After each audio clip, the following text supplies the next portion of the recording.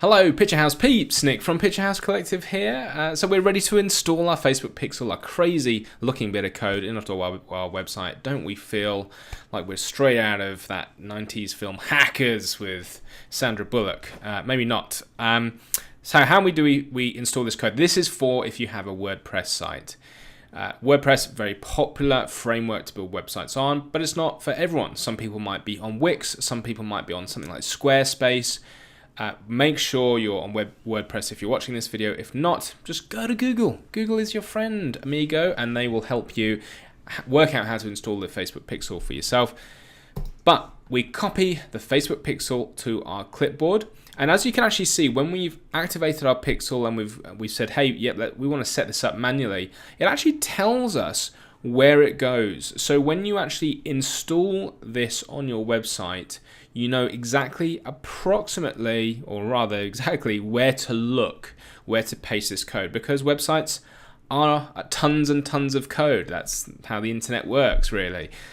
However, if you are on WordPress, because I know nothing whatsoever about code or websites, I've installed a plugin. So log into your WordPress admin page, takes you through to the dashboard.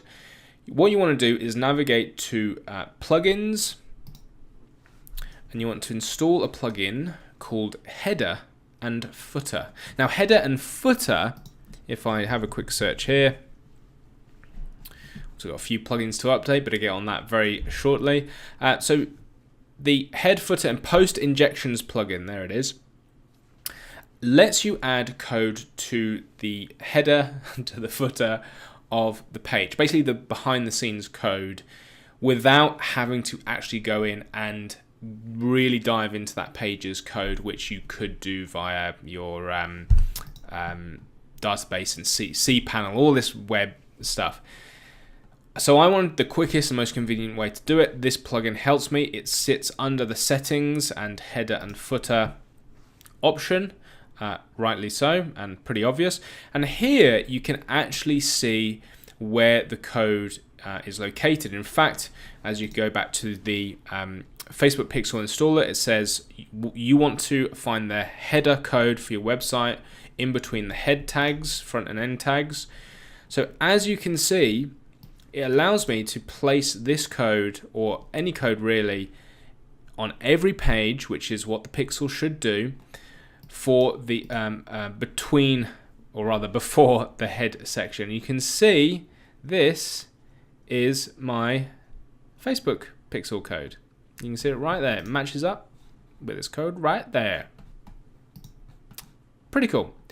Now, there are advanced kind of functions when it comes to the Pixel. You can track things from a e-commerce and shop perspective, when people opt in for things, when people buy things via your website. That's kind of next level, because that does affect how the Pixel code looks on particular pages. We're not going to cover that in this video. This is so you can get the general main Pixel onto your website on every page, so that now we can start creating audiences for it. Now, how do you know it's installed correctly? Well, you don't just have to guess, but we're going to cover that in the next video.